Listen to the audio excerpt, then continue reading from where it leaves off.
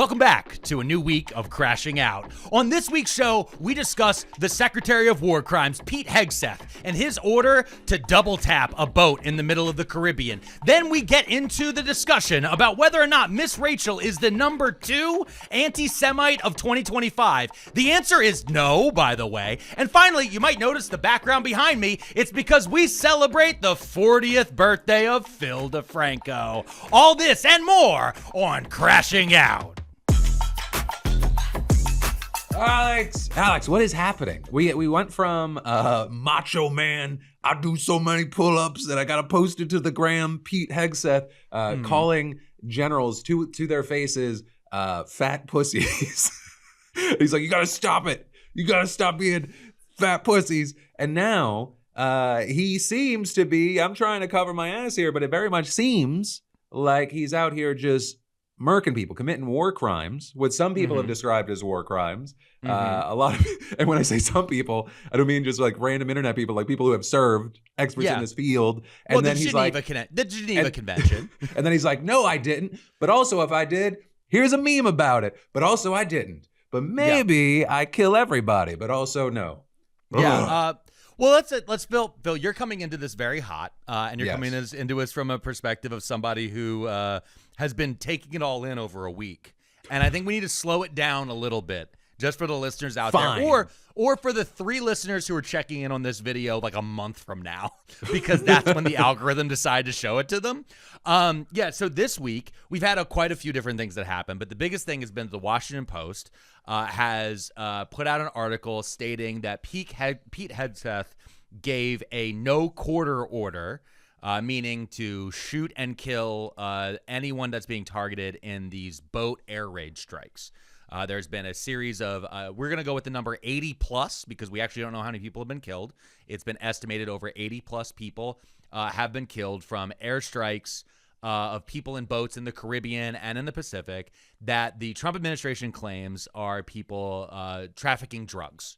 Now, there's been a lot of pushback on that, being like, why would you have that many people in a drug boat? But in this report from Washington Post, basically it was stated that one of the boats, after it was struck by a missile, 2 people had clearly survived it, were clinging onto the wreckage for their life, and then they shot a second missile. And that is what is officially a war crime. Now, we've already seen people argue we're not at war, so it can't be a war crime. That's not how this works. That's not how this works. When you're using weapons of war like this and you're using the military. Of all the arguments. Like, it's been my favorite one. No, it's been my favorite. Actually, it's only a war crime if it's from the war crime region of France. There's been quite a few people who have come forward in different ways. Trump and Pete Hegseth in particular have screamed that these are narco-terrorists, a new term that they've created in the last few weeks. Initially, the White House said this didn't even happen. There was no second strike. And then we got immediately into the narcissist playbook of slowly it came out there was a second strike. And if it's so, why are you being weird about it? And then slowly Pete Hegseth started posting a meme. His meme was of Franklin the Turtle carrying an RPG from a helicopter, blowing up boats next to an island. And then that quickly pivoted to the White House saying it definitely happened. But it was ordered by a SOCOM commander and Navy SEAL commander named Admiral Bradley. And then Pete came out and said, guys, get off of Admiral Bradley's back. So we already have our fall guy. Yeah, it was like Admiral Fall Guy. They should have just gone with that. They'd be like, they should. Yeah. The conversation around it of, well, actually it was okay because, while they're barely clinging on to life, they could call for help that would endanger the U.S. military. Yeah, in the middle of the Caribbean. Yeah, also there's like it's maybe a shipping hazard. It's fucking insane. I know that like nothing feels big because everything's big and everything's crazy, but this is like, I don't know. It feels like straight up war crime murder. Well, yeah, and that they're posting about on Maine. Like, that's the thing is like, I want people to remember going back to Iraq, because this is when I feel, by the way, happy birthday. When I feel old right now, and like thinking back to war crimes of the recent past, right? I think a lot about the guy from WikiLeaks, right? And one of the things he got in trouble for was for releasing video, I believe it was drone strike footage, of people getting struck from the air. And it was a very, very, very big deal at the time, right? Julian Assange then had to go run to Britain, and there was a whole thing with him being held at an embassy and blah, blah, blah, blah. Now, we're in that meme. They just tweeted it. Like the Pete Hegseth, the secretary, it's the Secretary of Defense. He can call himself Secretary of War all he wants. He's not. We're not. Pete, according to your own president, we have stopped 8 wars. So how are you the Secretary of Wars if we're not doing wars currently, buddy? Anyway, Pete Hegseth and Trump have both repeatedly, they love this.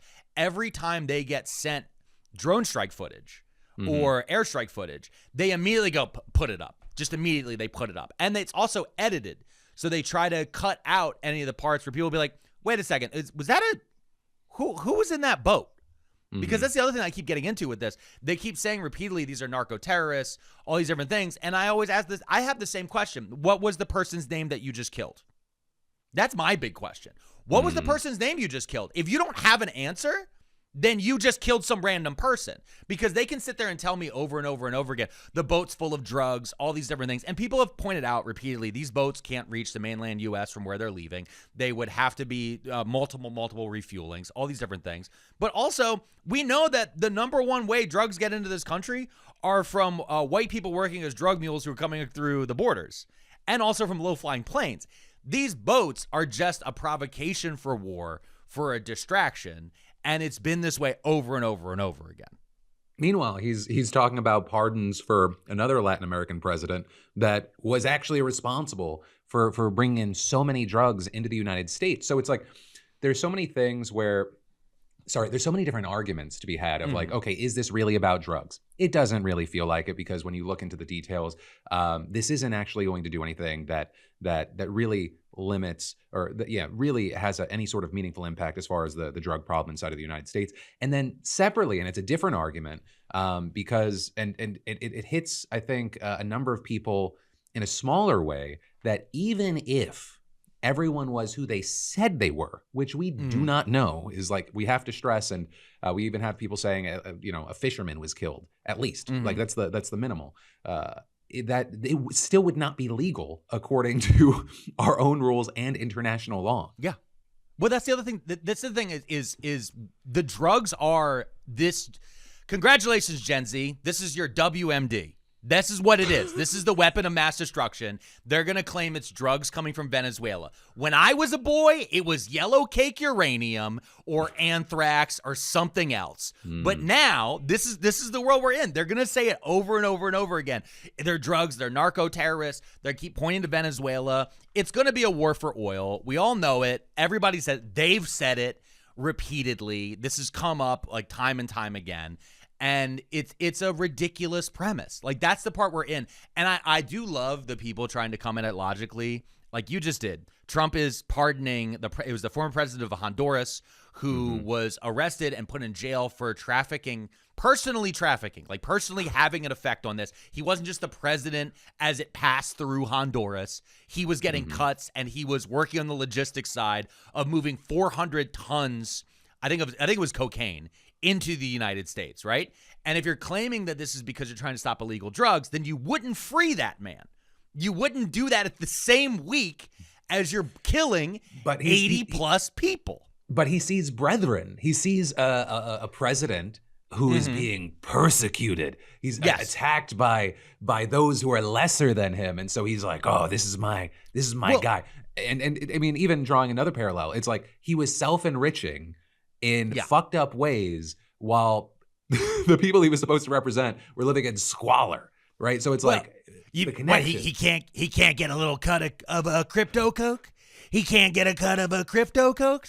Are you trying to say that NFT crack is bad for you? No, this fucking. Here's the thing. If I don't want to go out here on a I'm going to be careful with the way I word this. All right. If you truly wanted to stop, I'm going to try very hard. Editors, this is your note. Okay, this is your note. Play with this in the back end as best you can. If you truly wanted to stop a narco terrorist you would airstrike the Sackler family. Right? Isn't that what is that? Are we allowed to say that? Is that too far? Well, but you're talking about a hypothetical that you're not endorsing. Yeah, sure. Okay. I'll go with that. I don't know. But I'm just saying, like we have a family who made billions of dollars a year pushing opioids into our small towns across America. Like, if you've been in Ohio, you've seen the devastation that the Sacklers directly had a hand in and how they pointed, right? If we cared truly, we don't give a fuck about drugs in this country. Nobody cares. Don Jr.'s walking around with booger sugar flying left and right. Like, nobody gives a shit. Okay? And we're claiming repeatedly that this is narco. Like, also the term narco, you got that from Netflix. Like, you saw, this is what we live in an SEO administration. We live in a series of trolls who are going through. I mean, the thing is that I keep going back to is the Pete Hegseth using this meme. Like, this is, again, they get called out for a literal war crime, right? He gets called up for a literal war crime. We'll throw it up on the screen here. Franklin targets narco terrorists is what he puts up on his own Twitter and says for your Christmas wish list. And it shows, I'm guessing this is an AI image because the way it turned around on this one is, they're blasting. He's got a rocket launcher blasting things. Here's what's crazy. This is the part. And again, you want to just crash out about something. Franklin is Canadian. It's not even American. Franklin is from a Canadian children's group, and it's the actual company that owns the likeness of Franklin, that owns the copyright. It's called Kids Can Press. They had to actually release a statement that said, quote, Franklin the Turtle is a beloved Canadian icon who has inspired generations of children and stands for kindness, empathy, and inclusivity. We strongly condemn any denigrating, violent, or unauthorized use of Franklin's name or image, which directly contradicts these values. And I want to just add there, a very quick thing that I actually commend them, because there have been so many companies that have just stayed silent while their IP was used. And these are very usually litigious companies, right? So if you're talking about like the regular reaction you'd see from like the Pokemon company, it's like the fucking hammer. And they were like, well, it's like, well, watch us, Phil. We're gonna throw up a compilation right now using the Pokemon theme song and a series of clips right now, and we're gonna see how long our account stays up. To the edit team, no, we're not doing that anyway. Have fun, Phil.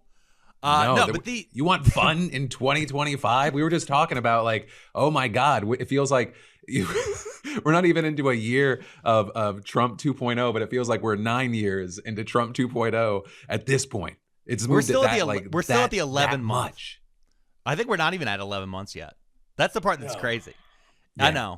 I know. It's been a very long time. I mean, listen, this is the thing a lot of people don't understand is, again, if you've watched a lot of military documentaries or you know anybody who's been in the military, you don't want a double tap to happen. That's what this is called, 2 strikes, especially once you have taken out the boat. Because if we do go into a shooting war with someone, then we are then allowing whoever we're fighting against to do that to our boys, right? This is the whole thing. There's a thing. I remember watching a documentary years ago about World War II, and they were talking about shooting German planes, and you would see the guys then parachute out. And I think it was like a private or somebody started shooting at them as they're in parachutes. Like, they're helpless in that case. And I think that's a war crime now. But like, there was a whole thing of like, no, you think that's a human being up there who is now helpless. The same way these 2 guys floating in the water, and we don't even know, again, we don't even know their gender. I'm saying guys as like, just to not to be woke about it, but like, we don't know who these people are. They'd be like, he cares more about the pronouns of narco terrorists. Yeah, no, this is the type of shit, but this is the type of shit somebody like Jack Posobiec would, or Posobiec, whatever the fuck you pronounce his name. Every week you get angry about this fucking douchebag's name. I hate it. I hate it so much because I've been calling it one thing and then somebody pronounced it otherwise. Hey, quick question. How do you pronounce Q-A-N-O-N? How do you do that, Alex? QAnon. I don't give a fuck. I'm from Philadelphia, okay? QAnon. Hey, this guy QAnon. That's called QAnon. I eat hoagies, okay? This is how this thing goes. Don't even look at me with a sub. Don't talk to me. Okay. All right. I don't want to derail us too much, but I do want to say, I think too much. No. What I do want to say is with this whole Pete Hegseth situation, I do think the full meat of this might come from the bipartisan investigation that like Ro Khanna and others are calling for, because I know that there is a belief that there are things being done to cover the situation up. And I think that is where this gets very interesting, where, you know, it's overused at this point, but usually it's not the crime that gets you, it's the cover up. And so I think that is where the real meat of this could be. Granted, there's a billion things happening at all times, but this could have some legs on it. Well, and here's the thing is the cover up actually, I believe, started before we found out about it. And that, let's remember, last week and most of this week, most of us were sitting around eating turkey and enjoying time with our families. There was the President of the United States was targeting the seditious six, which is Mark Kelly, Senator Mark Kelly, and a few others. And they were going on after them a bunch for posting a video saying you don't have to follow illegal orders, right? Then we had the day before Thanksgiving a shooting in Washington, D.C., where 2 National Guardsmen were shot, one of which was killed. And immediately the Trump administration, Pete Hegseth, and others were pointing to specifically Mark Kelly and saying, you did this. By you saying in a video that barely anyone watched, that we have made a huge deal about, by you saying that we shouldn't follow, that the military shouldn't follow illegal orders, you have directly led to a CIA asset from Afghanistan shooting 2 National Guardsmen in Washington, D.C., and then the president is going to tweet from Florida that we should remove Somalis from Minnesota. Like, this is like where we've been. We've been in this really weird space. And so my question is, at this point, who knew what first? Because, and this actually doesn't matter, but it's just more for me intellectually. Did Democrats in the House Armed Services Committee or others like Mark Kelly or Elise Slotkin or Chrissy Houlihan or some others, did they hear we did a double tap? And then did they maybe, or somebody in their staff maybe alert the Washington Post? Or did the Washington Post get alerted by a whistleblower or something like that and then turn to the senators or congressmen and be like, hey, do you hear about this double tap? And then this start the ball rolling, because that video felt very out of, not so much out of nowhere, but felt very odd in its timing. And the Trump administration's reaction to it felt so intense and insane that then for this article, like when you have a Washington Post article getting written, like everybody knows it's coming. They're rarely ever written in secret. They're asking everybody like, hey, this is going to come out in a few days. And it's there like repeatedly over and over and over again. And they're all inside the Beltway. So like, that's my question on this, because Pete, the other thing that gets me again, and Phil, how many times have we said this? They're fundamentally dumb and lazy. When it comes to this administration, fundamentally dumb and lazy, because here we are. This article doesn't come out of nowhere. This article has probably begun being written a week plus ago, maybe 2 weeks ago. And Pete didn't even have a response until Carolyn Leavitt, out of nowhere as the press secretary, goes, and it was completely legal. It was completely legal for Admiral Bradley to order this double strike. Like, to pin it on this random guy. Did Admiral Bradley know he was going to be a fall guy? When Admiral Bradley was sitting in a room full of his fellow general and admirals, with Pete Hegseth standing in front of them with a 9 a.m. buzz screaming, "You're a fat pussy," did he have any idea that this was going to be his Thanksgiving? You know what I mean? Like, this was going to be his Christmas surprise. Yeah, and I want to dive into the fallout of more of this in a second, but we'll have to be right back. I'll get you back to the pod in just a second, but have you ever noticed how being in debt feels like you're getting charged just for existing? Like you blink wrong and suddenly you owe another $35. Well, that's the system. Banks win, you lose, and somehow you're the problem. Today's sponsor, PDS Debt, that's where the nonsense stops. Right? If you're buried in credit cards, personal loans, medical bills, or collections, like listen, it's easy to get in deep, but PDS Debt, they build a real plan for your actual life, not the imaginary version that banks pretend you have. Also, there's no minimum credit score, there's no shame, no just stop spending lectures from people who clearly just have never seen a grocery bill. It's just experts helping you escape a game designed to keep you stuck. People trust them because they deliver. A+ rated by the BBB, thousands of 5-star reviews, and hundreds of thousands already getting out. Right? PDS Debt isn't debt management, it's debt breakout. And, I think we all could benefit from having one less thing to crash out about. So hey, you could be 30 seconds away from starting your journey to being debt-free. Right now, you can get your free assessment and find your best option at pdsdebt.com/crash. That's pdsdebt.com/crash, or just scan that QR code on the screen. So Alex, I mean, one of the big things that we saw following this shooting, some Trump defenders would say, this is much needed. It is, Trump really trying to protect Americans, but others have kind of said that this is really just Trump and the administration trying to capitalize on this tragedy. And what we've seen is them really going after not only immigration, but Reimmigration, I think, is the term that they use, right? So it's like all asylum decisions are suspended. They said that there's a focus on countries of concern, no visas for Afghans, and possibly one of the biggest things is a review of like all refugees admitted under the Biden administration. So people that are believed to have undergone a lot of vetting, have jumped through hoops, gone through so many steps. All of that is now being questioned and in limbo, though, of course, depending on what happens there's going to be probably tons of legal challenges. But I think that's going to be one of the biggest things we're seeing connected to the situation right now. Well, yeah, it's a reactionary administration, so they're reacting to a big moment in the news. I think the thing that actually angers this administration more than anything else was the timing of it, because they knew, like, it's when big news, you drop big news on a Friday. It was the day before a major holiday, and the National Guardsmen passed during Thanksgiving. And so most people were watching the Macy's Day Parade or sitting around their table during that moment. And so they weren't able to encapsulate as much of the market as they would want to. This is a reactionary government. They react to everything. The thing I want everyone to know, especially the listeners, is because a lot of y'all probably did the same thing I did at first, where you clutched your chest and go, oh my God, how are they going to use this? And I want you to remember this. Again, I'm going to keep repeating this over and over again, because while the show is called Crashing Out, part of this is trying to calm people down.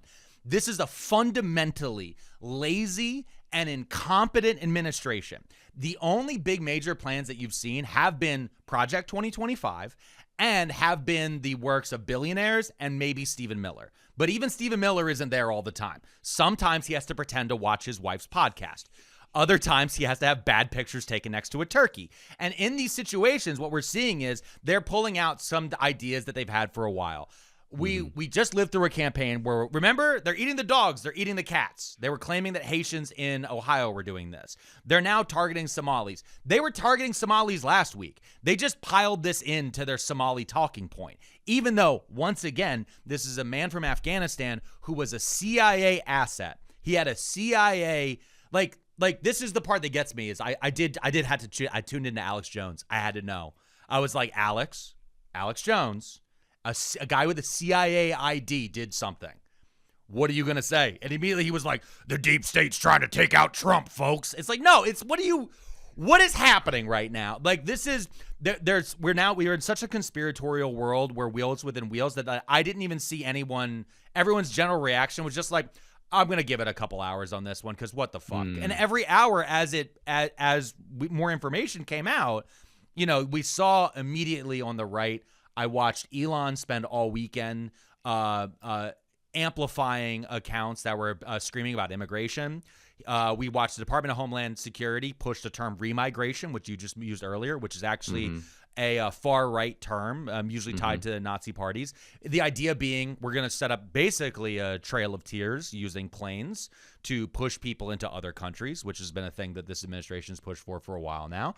We've just seen them again. But again, there isn't, they just don't have the logistical chutzpah to do the things they're actually looking for. They want to make sure that they pop an SEO, that they get something trending, that are people's lives going to suck, or is it going to hurt, or is it going to fuck with people? Yes, 100%.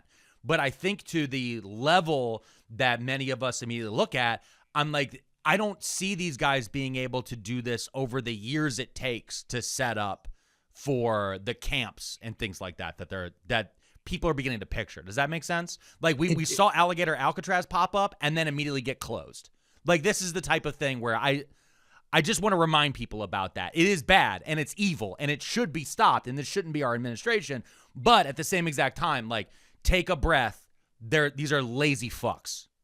Yeah, but it also feels like they haven't had a perfect situation yet, in the sense of something that they could capitalize on, because even this was kind of messy of, yes, he got here under Biden, but he was approved under Trump, right? So it was like there's always like this thing, like some nagging thing that stops them from being able to fully paint a picture. A big chunk of his base will believe whatever he says, but there's this, like, there's always something that's like nagging wrong, where it's like, oh, okay, so this actually, this happened under your watch, your administration's connected to it, but also like it feels as we're like learning more information, and once again, that's still all developing. It feels like there is part of this conversation where the things that we're learning, it's like, this sounds like someone that had PTSD, did not have things in place to help him. That I'm seeing an article from The Guardian that says like he spent weeks on end in isolation. He's been reportedly unraveling for years. This sounds like when we get into the conversation of like someone that lost it, right? It's an individual, and they're gonna. And we've expected it, that they're going to try and make it the everything. I had a whole conversation about this at Thanksgiving, that a big part of the playbook is there are horrible things that happen. There are outliers. There are minority situations that they happen, and then a big part of the playbook is, okay, let's act like this is far-reaching. This is everything, or a huge chunk of it. I was talking to an uncle about, not to super divert, but about we were texting about this a little bit, where he was like, yeah, SNAP benefits, like they're being taken advantage of to crazy levels. I mean, people doing this and that. And I was like, I'm not gonna argue that there's not fraud. Like, there's fraud in that system, there is fraud in USAID, but like, for SNAP benefits, what percentage do you think is fraud? And he straight up looked me in the eyes and said 50%. And in his head, that was not the craziest thing in the world. So I think that it's like, this is part of the unfortunate thing that we see. These things happen, and there's no denying like what happened, and there are nuances to why. But then it's very easy to make it seem like a completely different thing, that it's widespread. All the cities are burning, everyone's getting shot. And so I don't know. I and that feels like a losing battle. I don't know. Well, I mean, that's the one thing I just keep pointing to repeatedly is this guy. This guy is from Afghanistan, and they immediately blame Somalis. Like it was crazy. Like the president of the United States called the governor of Minnesota the R slur. Like that was his immediate reaction. Like I can see by your face, you forgot about that, because it wasn't even like a big part, because he was spending so much time being like, and now we need to kick out millions of people. Like Elon Musk spent this entire weekend. I cannot stress this. The last week, Elon Musk, who has 14 children, the South African immigrant to the United States, Elon Musk, who lives on government corporate welfare, who has 14 kids and 5 billion, multi-billion dollar companies, international companies, spent the entirety of the last week screaming that we need to remove immigrants from this country and pushing racist ideology across, and just retweeting everyone, just writing agreed, 100% true, over and over and over and over and over again. Like, I started to look for examples, and I was like, I can't pick one because they're all too fucking crazy. Like, these guys on Twitter in particular are working themselves into this weird radicalization state. And then when you push back on any of these things the least bit, it falls apart completely. But they're building an insular network. Like, when you and I go back and forth, like, we'll see a tweet about something and we'll send it. And like, I know both of us do the same thing. We go, oh, well, what's the reaction to this tweet? Well, on Twitter, it's blue check marks. These are people who are literally bought in. They've bought into the existence of Twitter. They're paying $8 a month, so that way they can be the top replies. And so if you scroll down, the first replies you see are just people going, yes, more, this thing. And it's just all these different slurs. Like, this is how it builds. And so when I saw this happen, the only place, the National Guard shooting, the only place I really saw it being talked about was on Twitter. When I went to Instagram, when I went to Facebook, when I went to Reddit, all these other different places, it was being talked about the same way it's every school shooting's being talked about. It's an event that has happened. This person is an outlier. This is someone, once again, someone who was able to get easy access to a gun, who then aimed that gun at a target that we don't know what their belief was from there. And that's really where we're stuck with this on. And so, again, we have a reactionary government that reacted to a big piece of news, hoping to take more advantage of it. But again, they don't seem to have a plan truly for what that end goal looks like. Because I think the other thing too is as people have learned more about what like mass deportation looks like and what masked ICE agents and Border Patrol grabbing people out of kid pickup lines at schools look like, it's less and less popular. So they're trying to figure out how, they're waiting for these right moments of things like this or other attacks, so then they can turn and point to that and go, okay, well now we have to raid daycares. Like that's where we're at. That's what a lot of the like even moving the National Guard into places, it feels more like they're trying to agitate and cause something to happen. But it's not just that, right? Obviously, it's a show of force. They want to be able to like intimidate. They also want to then try to be able to take credit for things. But then I think part of it is they're hoping something goes off, and that's where we get into. Like when I think back to the No King's Day protest, it sparks that whole debate of, will people pay attention if shit doesn't get crazy, but also if things get crazy, does that, and it gets the attention, does it then completely take away like the high ground or the strength of argument? I don't know. It's accelerationism. It's just, all of this is accelerationism. Everybody's looking for this catalyst moment of what's going to be the thing. And people look back to the Reichstag fire in Nazi Germany, or they look to other, in our lifetime, 9/11 being a big moment to kick off the war on terror and, release the Patriot Act and all these different things. A lot of people keep assuming that these things will happen, but they don't seem to understand in those two cases I just used, that's from a different media time. Like, we live in a time now of highly fractured media. We live in a time where trends come in and out of the news. I mean, the president, I just want to repeat this. The president of the United States called the governor of Minnesota the R slur. Like, imagine if this was the 90s. Like, just imagine if this was 2004. Like, that would have taken up cable news for days. Everyone did the same thing.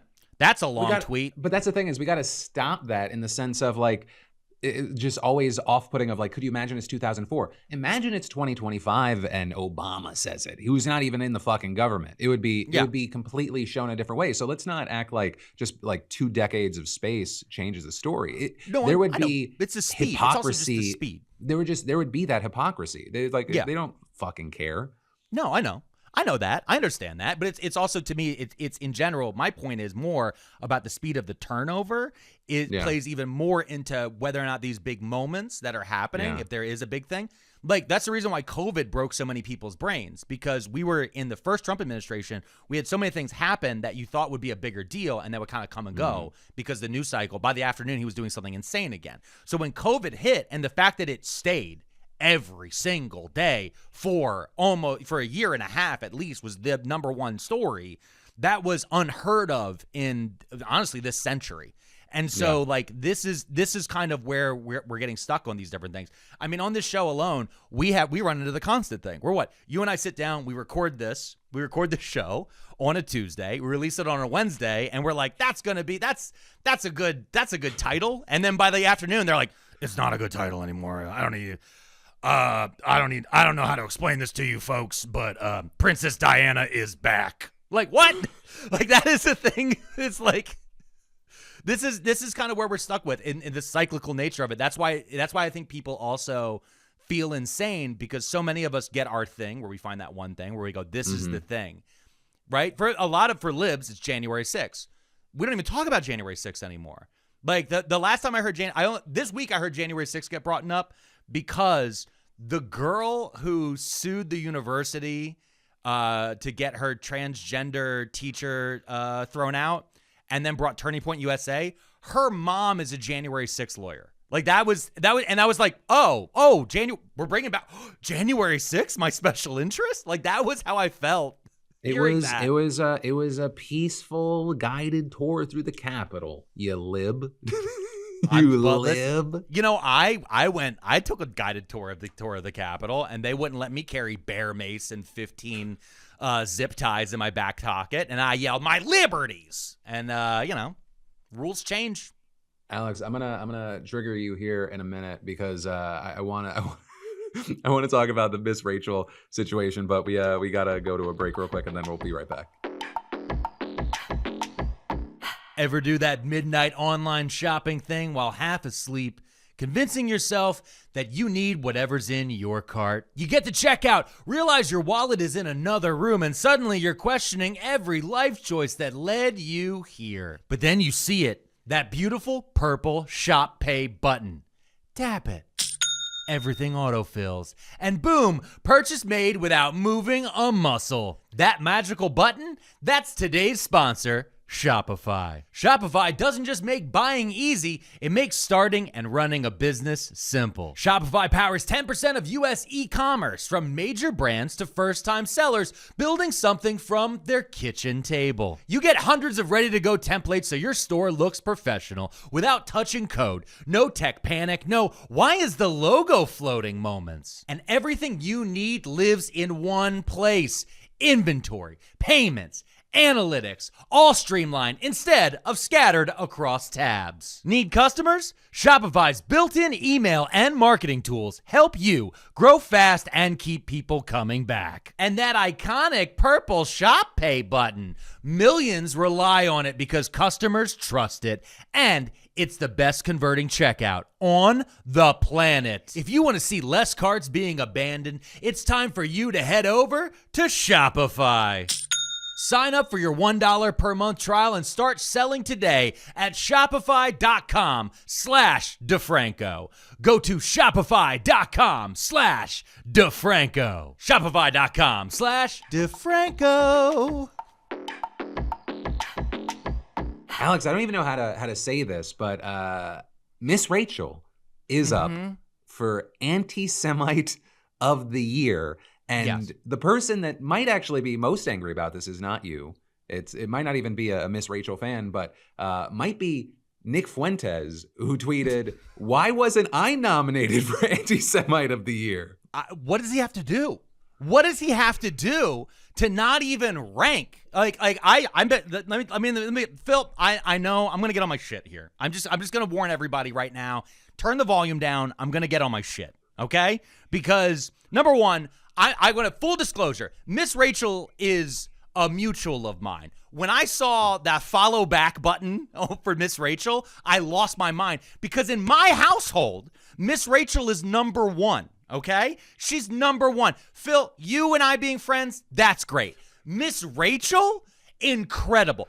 I love a rainbow, okay? I love a rainbow. Icky, sticky, sticky, sticky bubble gum. Hop, little bunnies, hop, hop, hop. Motherfucker, that's my jam, okay? You talking to me? Miss Rachel teaching my kid how to potty train right now via YouTube. When Miss Rachel says, hi, it's over. Shut down. Mommy and daddy don't exist. Miss Rachel is there. And so the fact that I heard that she was number 2 and I started looking into this, I lost my fucking mind because first thing, let's put up the chart. Let's put up the chart because of course they have a graphic. Of course there's a graphic and they have Miss Rachel in the number 2 spot behind Tucker Carlson. When we talk about what you got to do to be on this list, Nick Fuentes, I don't know what you got to do. Because I went down the things that Miss Rachel did this year. She released the potty training video on Netflix and YouTube. She said that kids shouldn't be starved to death. And then she threw a birthday party for a little girl with one leg who had her leg blown off by bombs. That was the 3 big things she did this year. And that got her the number 2 spot. This is insane. They have spent the lady who runs Stop Anti-Semitism, this organization, because it is one lady. Maybe she has a couple other people that work with her for social media side of things. I talked about her in my video that I posted to TikTok, which was immediately struck to a point where even I was like, the government's occupied, folks. And like, this is crazy because I'm Jewish. I was like, what the fuck? I lost my mind about it. Leora Rez has been targeting Miss Rachel in particular now for going on 2 years. And people don't even know where this started. Miss Rachel 2 years ago, she did a cameo. She does the Cameo app, Phil? Yeah. Yeah. So she did a thing where she was like, hey, I have a lot of parents ask me for these all the time. I'm going to do a certain number of them to raise money for the Save the Children organization.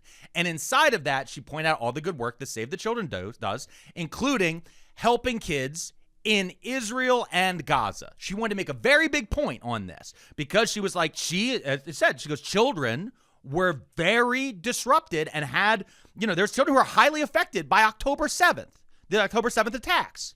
She lived in the both sides. So she's like, I just care about kids.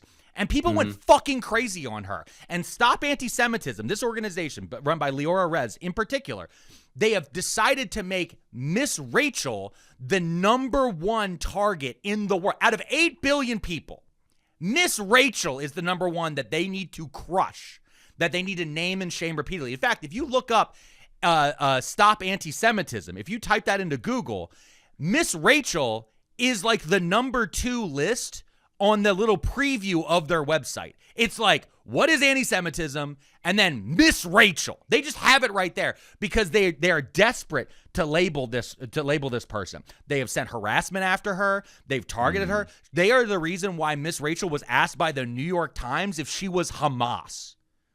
The New York Times was like, hey, people are saying you're Hamas. Like, what the fuck? Like this is just, again, I want you guys to think about this because in reality, what has happened is there has been a moment. All of these reactionary bigots, like Leora Rez, like some of these other different people, like Ben Shapiro and a bunch of other different organizations have learned over the years from the same documentaries that all of us have watched. When it comes to Sesame Street, when it comes to Mr. Rogers, when it comes to children's entertainment, this is where integration began in the United States, right? One of the big things people point to a lot is Mr. Rogers washing the feet of a black postman.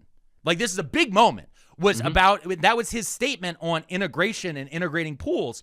And so Miss Rachel just being like, Palestinian kids are human beings who shouldn't be starved to death.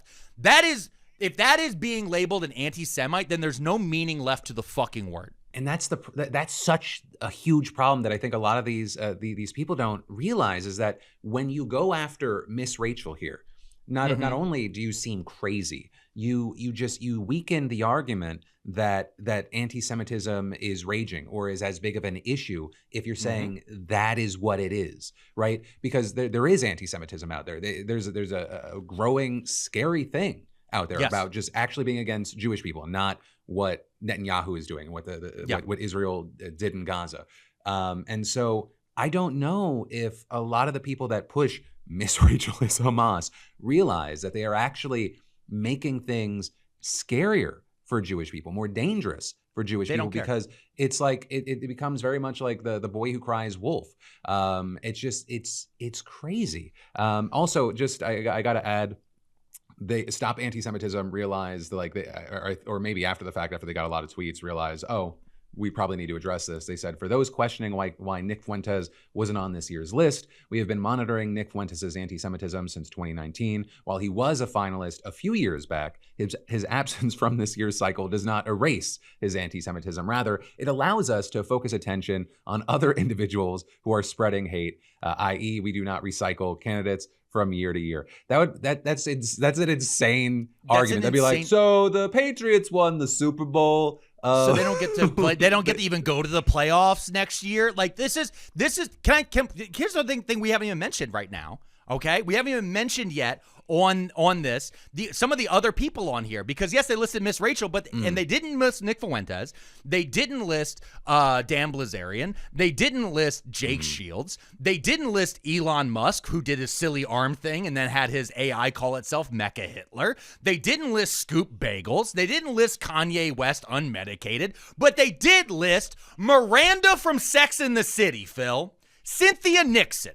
Miranda. I completely missed her. Yeah, she's right there. She's right underneath Tucker Carlson, okay? Tucker Carlson and Miranda from Sex and the City are considered the same people by Stop Anti-Semitism organization run by Leora Rez, okay? I'm going to keep saying her name over and over again because their whole thing is like, we name and shame. Okay, I'm doing it right back because Leora Rez is my number one ruiner of words of 2025, destroyer of definitions, Leora Rez, okay? Because here's the thing that people don't know about Cynthia Nixon.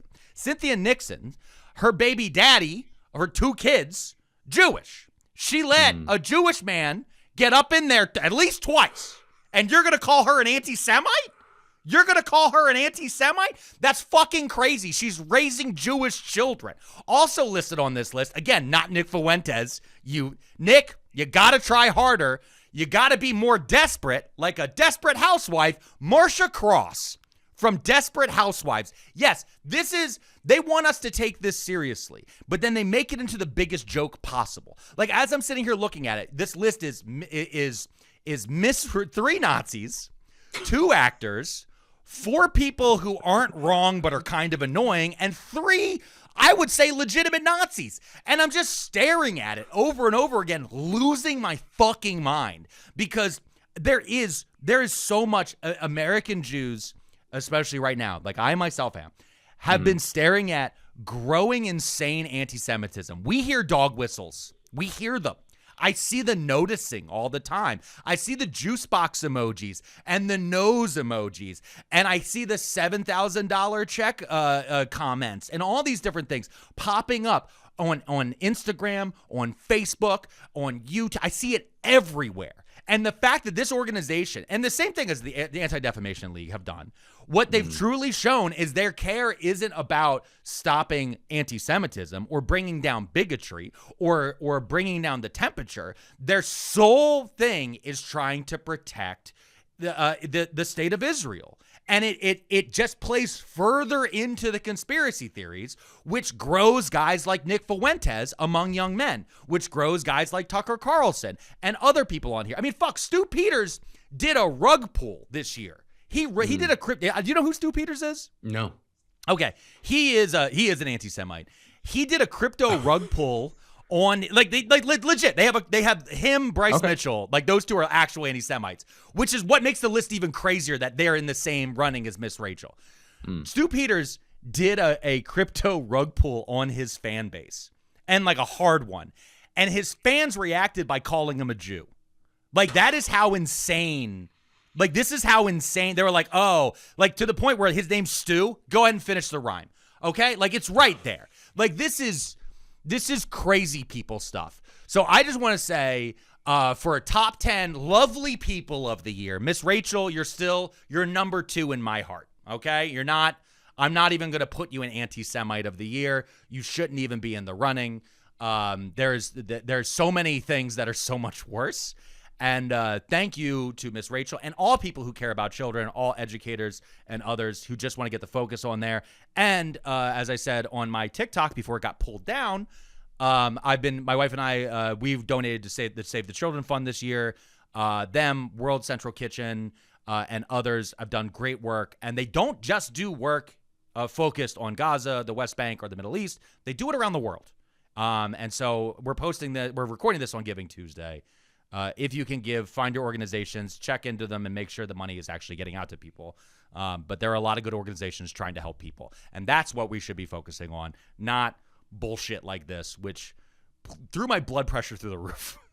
I love the positive note. I do need to go back to the bullshit real quick, because I do want to hit on the fact that I think they're shooting themselves in the foot for 2 reasons with this list.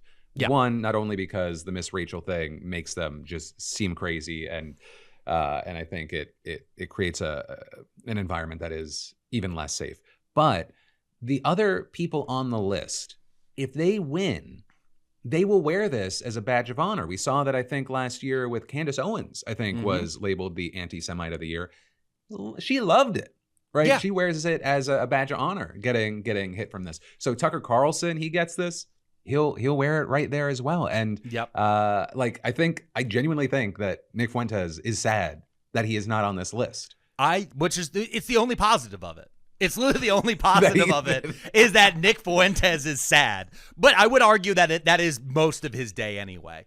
But that's to have that mentality, you have to be. But going back on this in general, this organization is stupid.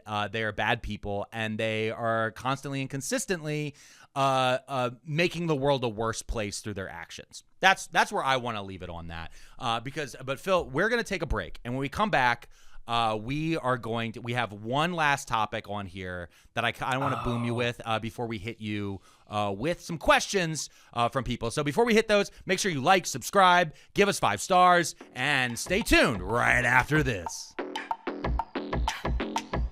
Hey, I'll get you back to the pod in just a minute, but first let me say, you ever wake up to a scam text and think, cool, someone out there knows way too much about me. And it might be because of disasters like this. A marketing company called NetCore Cloud left a 13 terabyte database wide open. 40 billion exposed records, emails, partial bank details, documents just sitting online. That's why today's sponsor Incogni exists, to pull your personal data out of the massive marketing and broker databases that you never agreed to be in. Thousands of companies collect and sell your information daily, and technically you can ask them to delete it, but doing it yourself, it would take eons. And Incogni, they do it automatically, contacting brokers, pushing removals, and handling the back and forth that you don't have time for. And their new custom removal feature in their unlimited and family unlimited plans, it lets you flag people's search sites or sketchy listings, and their privacy agents wipe them out. I checked my dashboard and dozens of brokers already had my information, but also watching those removals hit, it feels like digital pest control. And leaks like NetCore, it proves why this matters. One exposed profile is enough for phishing, identity theft, or fraud. Hey, protect yourself before your data ends up in the next big leak. Just go to incogni.com/crashing out and use code crashing out for 60% off. It's incogni.com/crashing out, code crashing out.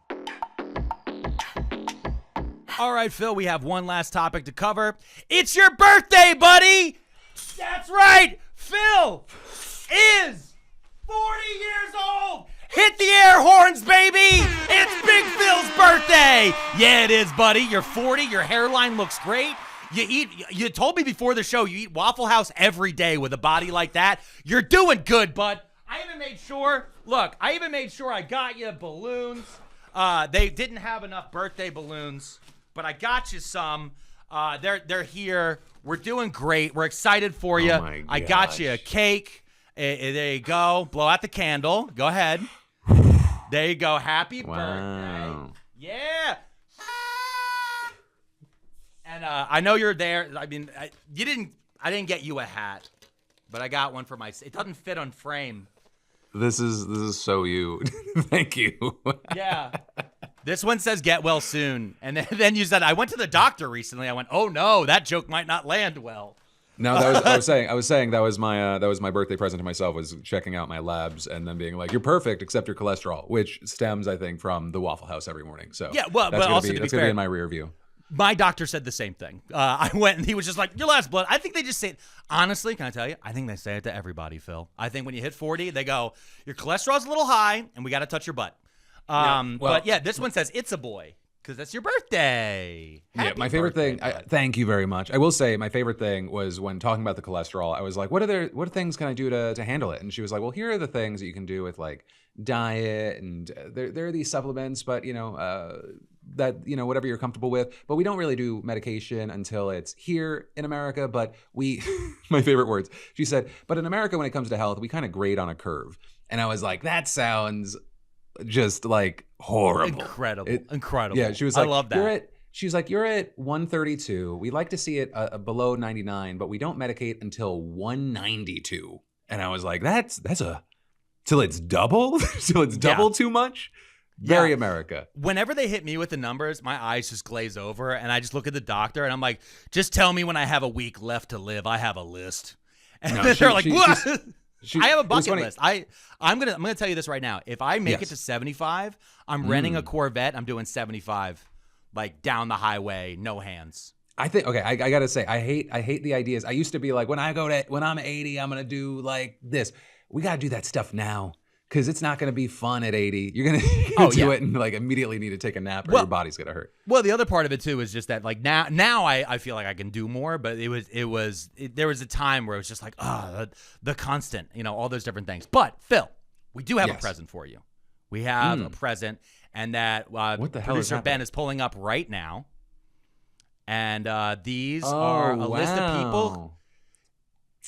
This is a list of people who want to wish you a very happy birthday. And we're going to go ahead and start off with Dr. Mike. What's up, Phil? Happy birthday. Welcome to hell, my friend. Happy birthday. Happy birthday, Phil. Happy birthday, Phil. Happy 40th. Philip DeFranco, happy birthday, man. Happy 40th birthday. Happy birthday, and thank you. Happy birthday. Thanks for just being such a big inspiration to me. Phil, when you turn 40, a lot of people are going to tell you age is just a number. And look in the mirror at your sexy new six-pack. You've never looked younger. and that you don't feel a day over 25. I'm here to tell you it's all bullshit. Thank you for blazing a trail in this space. We all stand on your shoulders. Fans for a very long time. Looking forward to continue to being fans for a very long time. Want to wish you only health, wealth, happiness, a prosperous YouTube channel. What you've built over the years is truly impressive, and you've been an inspiration to myself and countless others. It's not as bad as it seems. I kind of just leaned into the midlife crisis and embraced it. And I'd encourage you to do the same. Go do something crazy. Get a convertible. What else do straight guys do when they have midlife crises? You're 40 now. You need the extra rest. Hopefully you get some rest. You should rest. You should probably rest. You should rest. 40 is when you become old and you never go back. I'm sure you'll be able to let loose, embrace it, and just totally accept. Death is coming for you a little sooner than it was last year, but you've had a good few decades and you deserve to revel in it and celebrate it. And now that you're entering your 40s, I know you're gonna need a doctor, so hit me up anytime, baby. Happy birthday. What's going on, Phil? It's Wes Moore. And I just want to drop in to wish you a happy 40th. You've been on an incredible run for the last few years, and I'm so impressed by your work. Thanks for keeping millions of people informed every single day. Keep it up, and make sure you take a little bit of time to celebrate yourself today. There we go.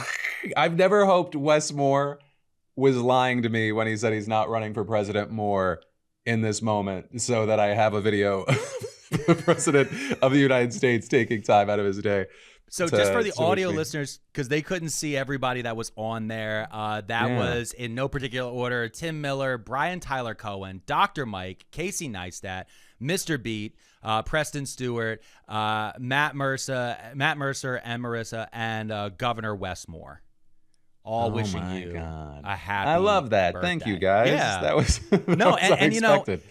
and you know, there was. I do want to say we had one come in late, Phil. And this was a late edition. We couldn't get him into the edit in time for the editors to put this together.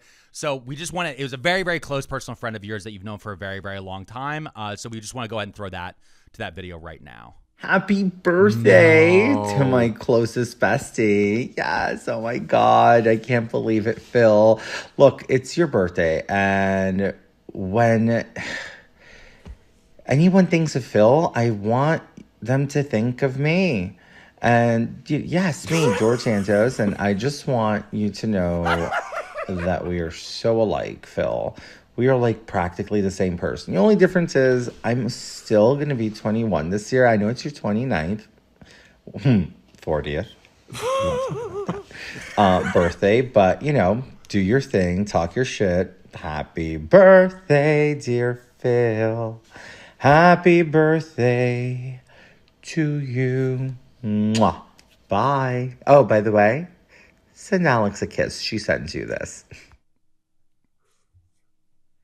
You gave money to George Santa. He's gonna buy a credit card skimmer, and it's gonna be our fault. I want you to understand something.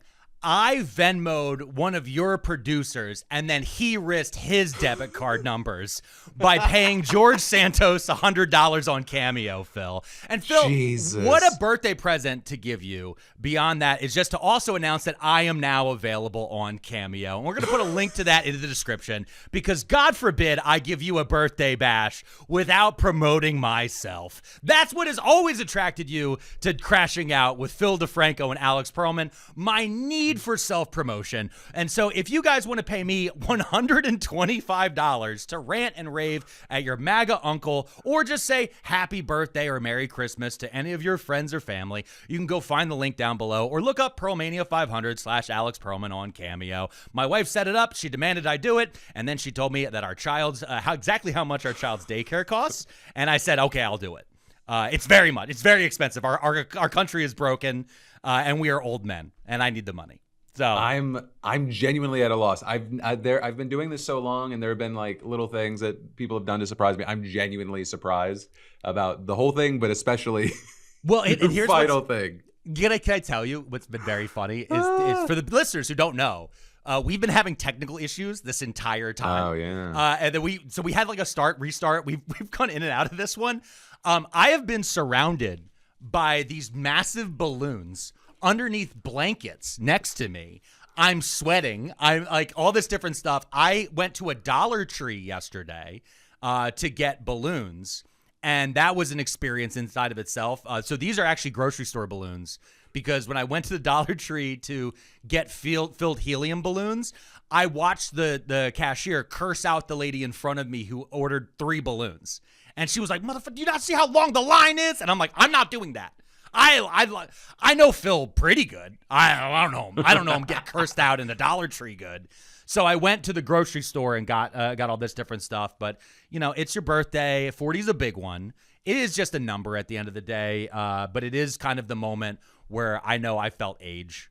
It was sort of 41 actually hurt more. 40, I was like, oh, you know, I still feel 39. And then like shortly after 41, I was like, it's going to rain tomorrow.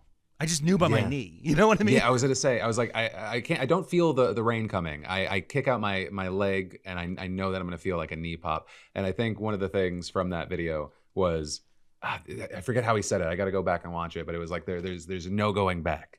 And I'm like, there is no going back. But also, where the producer Ben is gonna send you, all those clips are longer. We cut them together, for the people and for the surprise, and to make it nice and short and fit the SEO and the retention level. But all of your friends that Ben had in his email, that he reached out to everybody. I looked at our mutuals. Give me the list of the people that didn't respond, so I can trust me, sabotage them. We have a strike list now. With the Phil DeFranco's enemies list is much longer than you'd expect. No, it's fine. Yeah. We still love Rhett and Link. But no, it was also very busy. We came up with this idea at the very last minute, and then it was over Thanksgiving. So it was like one of those things where like, who's answering their email? A lot of people are on break right now. But can I tell you how this all came together? I was sitting at my phone. My phone hit me with an announcement, like an alert. And it was because I think last year, I put in when you did your birthday announcement, I saved it to my Google Calendar. And it alerted me a week early. And it was wow. Just so you know, next week is Phil DeFranco's birthday. And I was like, you don't even do this for my wife. Like, what are you talking about? Like, to give me a week's advance notice. So Ben, the producer, and I started texting. We came up with a bunch of different ideas. It began with the George Santos. We bought that first, and then we went, oh, Phil knows people. And Ben's like, I have all these contacts. And then we backlogged in Sweetness.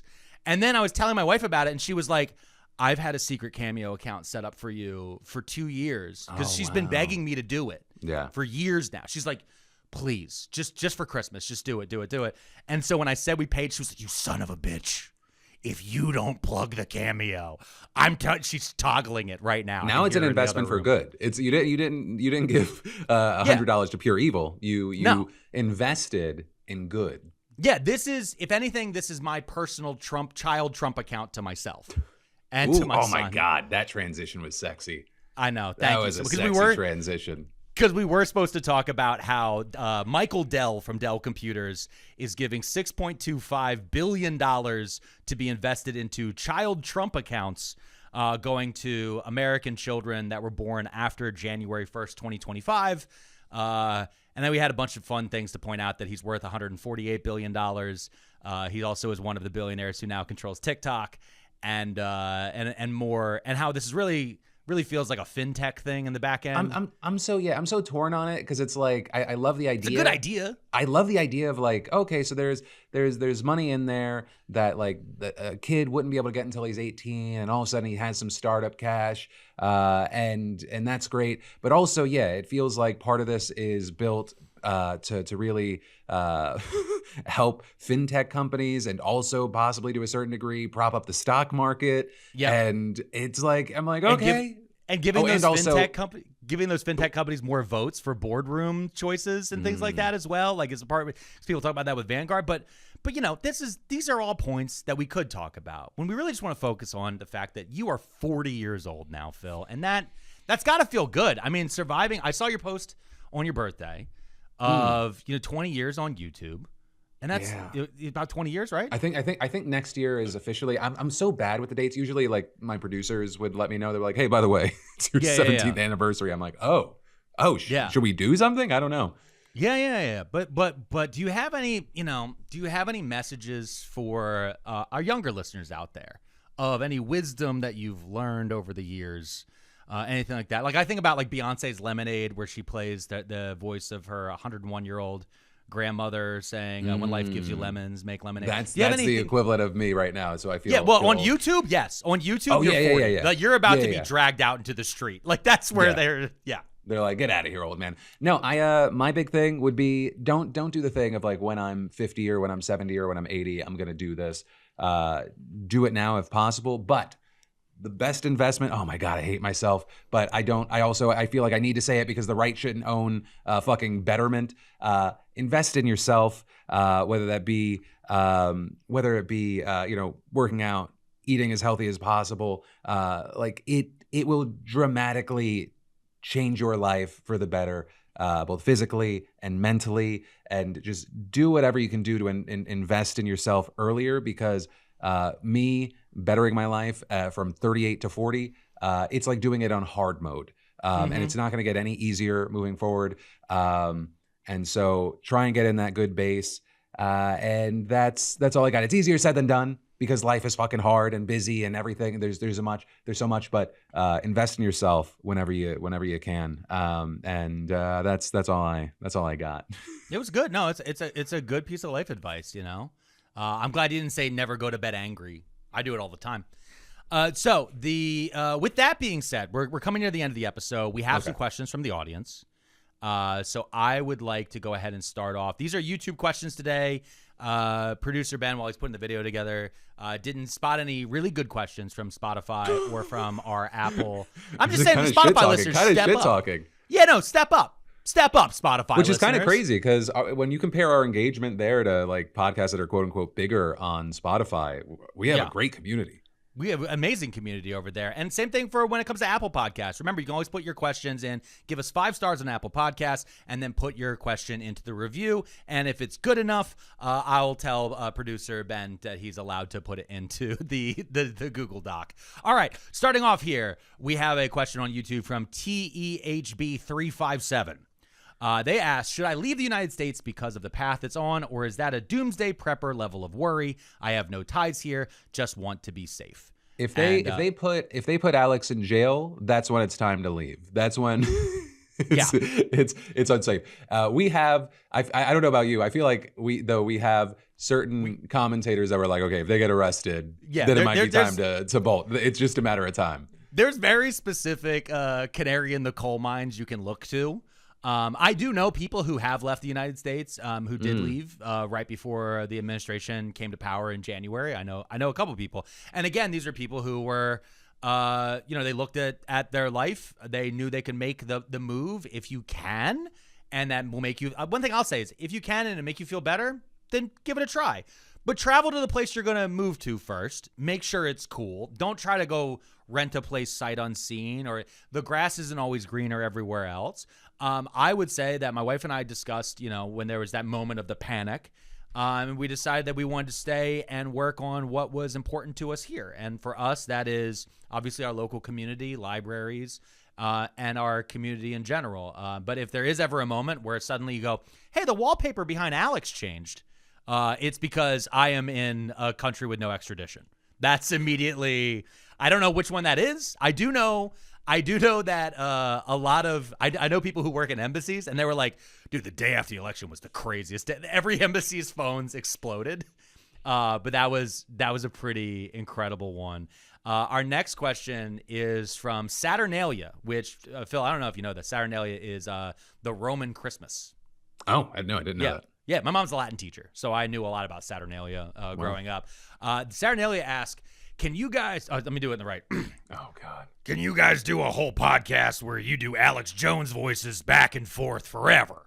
Just back and forth forever. Back, down, and to the right, Phil. Down and to the right. Is that where you go for your voice? You gotta go down to the right of your throat? Down. Possibly where Donald Trump had ding-dongs, which if he did, would be the manliest way you could have a ding-dong in your mouth.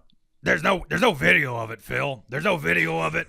And I just want to say that the CIA asset that attacked people in Washington, D.C., was part of the deep state and not involved with the CIA currently under the control of President Donald John Trump.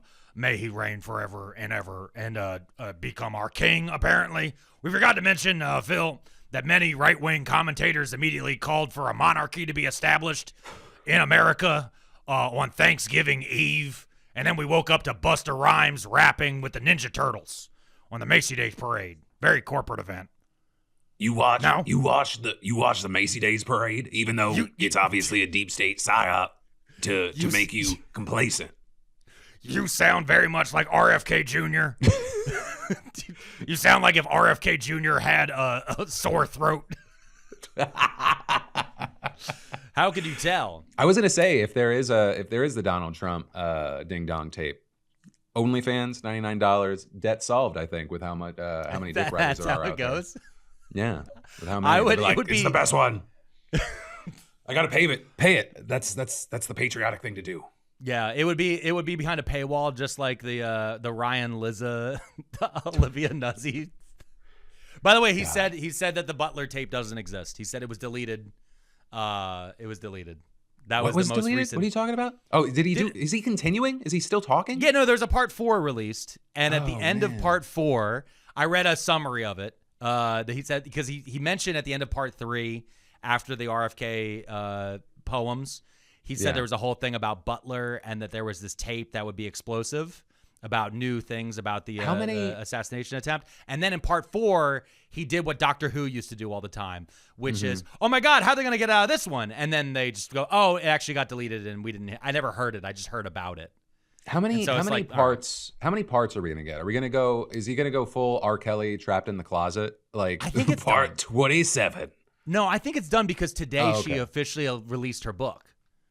Oh. Today was the release of it is today. And so that feels weird after talking about RFK saying the release of it. But but I think we're done with her. I think much like apparently 2 presidential candidates, we are done with Olivia Nuzzi. But we have one last question, and I think you're supposed to read this one. Okay, we have Tenacious James asking specifically you, Alex. How do you pronounce? I don't know if I want to say it because then it's gonna be you're gonna just copy me. Anonymous. Anonymous? Anonymous. You're just trolling now at this point? Anonymous. That's just how we say it in Philadelphia. He's anonymous. anonymous. You don't.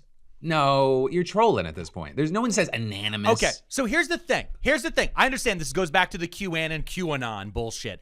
I understand. All right? If there's a hyphen, it's QAnon, okay? But if it's one word, when I look at that, it looks like the word canon. So I'm going to say QAnon. I'm going to just put it together. It actually looks like it should say Quanon. I like how you're putting this on other people. Like they caused this. Yeah, I don't care. This is GIF versus GIF versus whatever. I don't give a shit. But it's not. No, it is. It's the same thing. You can call it whatever. It's GIF, by the way. It is GIF. It's not. I don't care if the guy who created it says it's GIF. I like that you're okay. Hey, while you're just dividing people, let's go back to the fucking dress debate. That's been dead for a decade. Let's do it. What color was gold. it? That was white gold. They can say blue, black all they want. That was white gold. I looked at that dead in the face. It was this color gold. I've never, through our entire relationship, I've never seen you be more wrong consistently in such a short period of time. It's wild. I don't care. But here's the thing. I actually need people to know that I can be wrong. One of the worst things that happens to you early on with the internet and social media and everything is when you get the comment, this guy can't miss. Okay? I miss all the time. My wife tells me every day. I'm constantly missing, okay? You need to, especially if you like somebody, when they say something that's wrong, just go, hey, by the way, you're wrong here. And I've had to learn, because this is exactly what happened to guys, comedians like Dave Chappelle and others, is that when you're wrong, just let it go. Or more importantly than anything else, just block the people that call you wrong. So you don't have to fight them. You're not going to do 3 whole comedy specials about how it's actually QAnon? You're not going to make it all about that? No, That's your because whole that would be personality? insane. Seeing as in my last comedy special that I released on my YouTube that is talking completely about how Hunter Biden called me his favorite social media personality. It's literally just me the entire time being like, I was at a White House Christmas party and I met Hunter Biden. But yeah, meanwhile, I'm over here like QAnon is a psyop. Okay. QAnon. It just doesn't roll well. It doesn't roll as well. Well, hey guys, thank you so much for listening to Alex being right 99% of the episode, and then just strongly wrong at the end. And thank you guys, for watching Phil DeFranco slowly age over 20 years, and aging into thank you very much. The beautiful butterfly that he is today. We look back on all the years until this moment as just a cocoon to the man that he has now become.